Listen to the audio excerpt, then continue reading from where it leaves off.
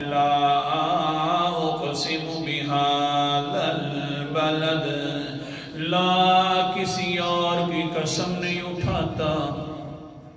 اگر لا کو اپنے معنی میں رکھا جائے، لا میں کسی قسم میں کسی چیز کی قسم نہیں اٹھاتا ہوں. لوگوں سن لو، مجھے اور چیزوں کی آج قسم نہیں اٹھانی، میں نے آج قسم اٹھانی ہے تو وہ قسم بہذا البلد، اس معزز اور مکرم شہر مکہ کی قسم اٹھانی ہے.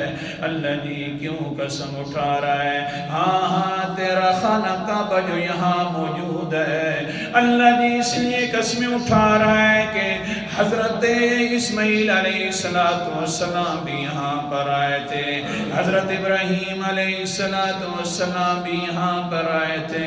اللہ اکبر کبیرہ.